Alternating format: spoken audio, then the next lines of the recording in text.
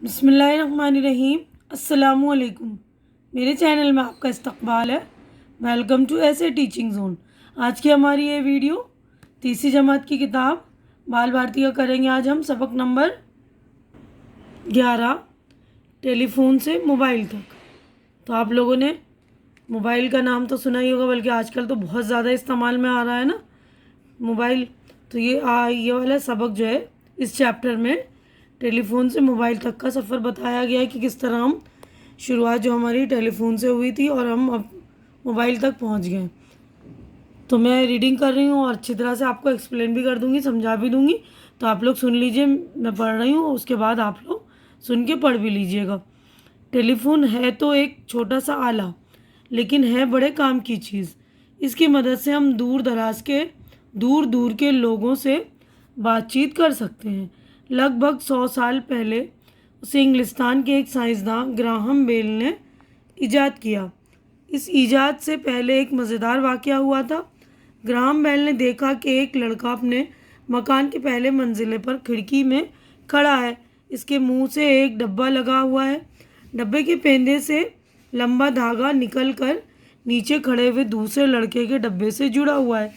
दोनों लड़के ने अपने डब्बे को कान से लगा रखा है। ग्राहम बेल ने देखा कि ऊपर वाला लड़का कुछ बोल रहा है और नीचे वाला लड़का डब्बा कान से लगाए इसकी बात सुन रहा है।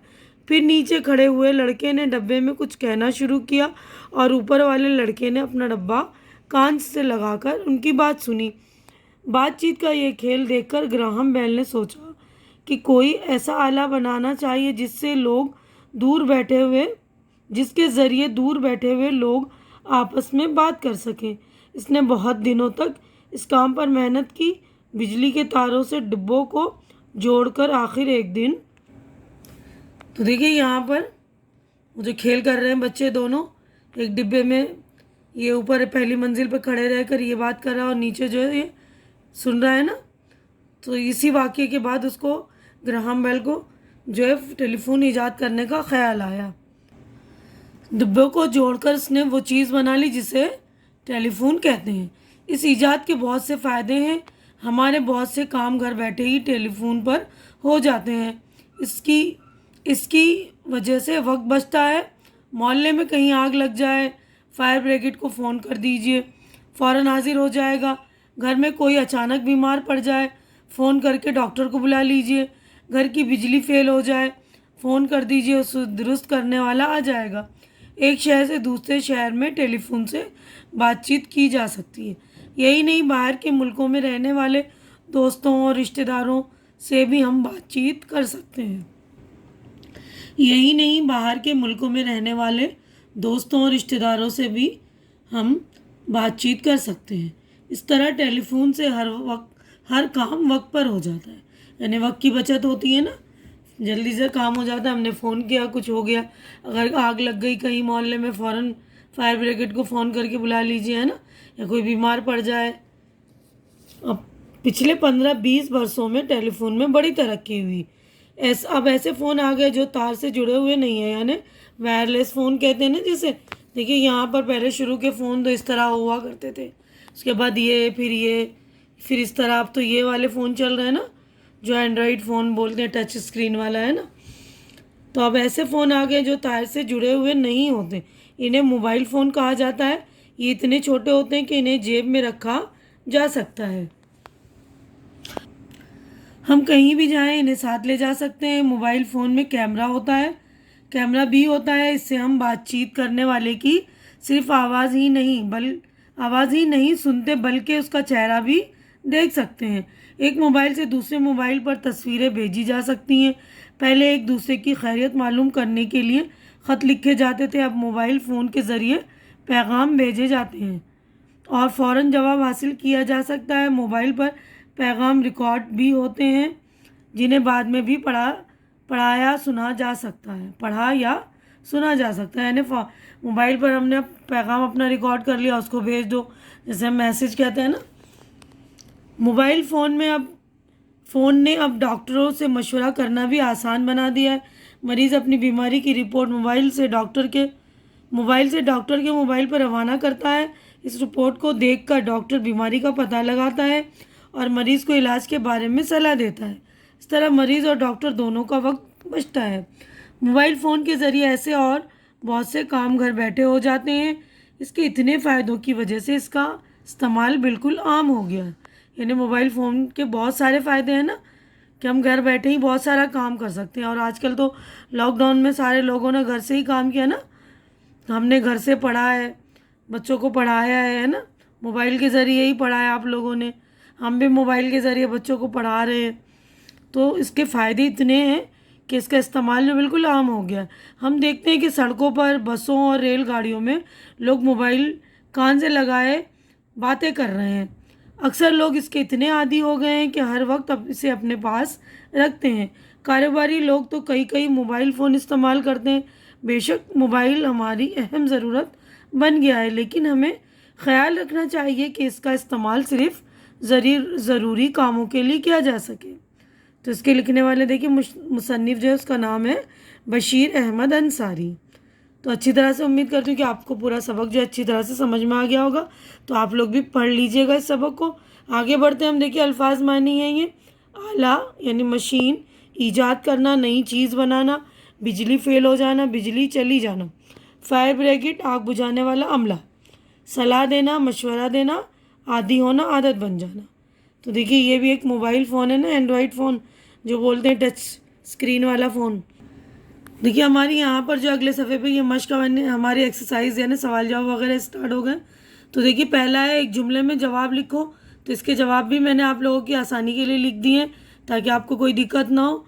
इससे पहले मैं आपको जवाब दिखाऊं, जो लोग मेरे चैनल में नए हैं या जो लोग मेरे चैनल पे पहली बार विज़िट कर रहे हैं तो प्लीज़ आप लोग मेरे चैनल को सब्सक्राइब कर लीजिए अब तक नहीं किया है तो, और मेरी वीडियोस पूरी देखा कीजिए, मुझे सपोर्ट कीजिए ताकि हमारी हौसला अफजाई हो सके, है ना। देखिए पहला सवाल है, दूर दूर के लोगों से हम किस आले की मदद से बात कर सकते हैं। बिल्कुल आसान सा जवाब है, हमने कर रखा है। दूर दूर के लोगों से हम टेलीफोन की मदद से बात कर सकते हैं। अगला सवाल है, टेलीफोन किसने ईजाद किया है। टेलीफोन इंग्लिस्तान के साइंसदान ग्राहम बेल ने ईजाद किया। सवाल नंबर 3 है, टेलीफोन की बदली हुई सूरत को आजकल क्या कहते हैं। टेलीफोन की बदली हुई सूरत को आजकल मोबाइल फ़ोन कहते हैं। अब अगला देखिए सवाल हमारा, मुख्तसर जवाब लिखो। 3 सवाल आते हैं, इसके जवाब हो गए। अब अगला मुख्तसर जवाब है। तो मुख्तसर जवाब में जवाब जो है 2-3 मतलब एक जुमले से ज़्यादा होते हैं ना, थोड़े शॉर्टकट ही होते हैं लेकिन थोड़े ज़्यादा 1-2-3 जुमलों में होते हैं। तो पहला सवाल है, किस वाक़ये को देखकर ग्राहम बेल को टेलीफोन बनाने का ख्याल आया। तो इसके भी 3 सवाल आते हैं, इसके भी जवाब मैंने लिख दिए हैं, ये देखिएगा आप। ग्राहम बेल ने 2 लड़कों को एक डिब्बे से खेलते देखा। एक लड़का पहले मंजिले पर, दूसरा नीचे खड़ा है। दोनों के हाथ में एक एक डिब्बा है जो धागे से एक दूसरे से जुड़े हैं और दोनों लड़के डिब्बे के ज़रिए बात कर रहे हैं। बातचीत का ये खेल देखकर ग्राहम बेल को फ़ोन बनाने का ख्याल आया। अब अगला सवाल है, टेलीफोन के क्या फ़ायदे हैं। टेलीफोन के बहुत से फ़ायदे हैं। हमारे बहुत से काम घर बैठे ही हो जाते हैं जिससे वक्त की बचत होती है। कहीं आग लग जाए, कोई बीमार पड़ जाए, कोई परेशानी हो, फ़ौरन फ़ोन करके मदद ली जा सकती है। अब अगला सवाल देखेंगे हम। तो देखिए सवाल नंबर 2 का ही जवाब ये कंटिन्यू है। यही नहीं, हम घर बैठे बाहर के मुल्कों में रहने वाले दोस्तों और रिश्तेदारों से बातचीत कर सकते हैं। इस तरह टेलीफोन की मदद से हर काम वक्त पर हो जाता है। सवाल नंबर 3 है, मोबाइल फ़ोन में कौन सी सहूलतें होती हैं। मोबाइल फ़ोन को हम अपने साथ कहीं भी ले जा सकते हैं। मोबाइल फ़ोन में कैमरा होता है, इससे हम बातचीत करने के साथ साथ इसकी आवाज़ें भी सुन सकते हैं और इसका चेहरा भी देख सकते हैं। तस्वीरें खींच सकते हैं, एक मोबाइल से दूसरे मोबाइल में तस्वीरें भेज सकते हैं, पैगाम रिकॉर्ड कर सकते हैं, पैगाम भेज सकते हैं। मोबाइल फ़ोन के ज़रिए बहुत से काम घर बैठे हो जाते हैं। मोबाइल फ़ोन के बहुत से फ़ायदों की वजह से इसका इस्तेमाल आम हो गया है। आगे बढ़ते हैं अगले सवाल की तरफ। देखिए, सबक पढ़कर खाली जगह में मुनासिब लफ्ज़ लिखो। ये खाली जगह है, इसमें हमें लफ्ज़ लिखना है। यहाँ पर दिया हुआ है ब्रैकेट में, तो इन दोनों में से हमें छांट कर लफ्ज़ लिखना है। टेलीफोन है तो एक छोटा सा आला, है ना, यहाँ लिखेंगे आला। लगभग 100 साल पहले इसे इंग्लिस्तान के एक साइंसदान ने ईजाद किया। फ़ोन करके डॉक्टर को बुला लीजिए।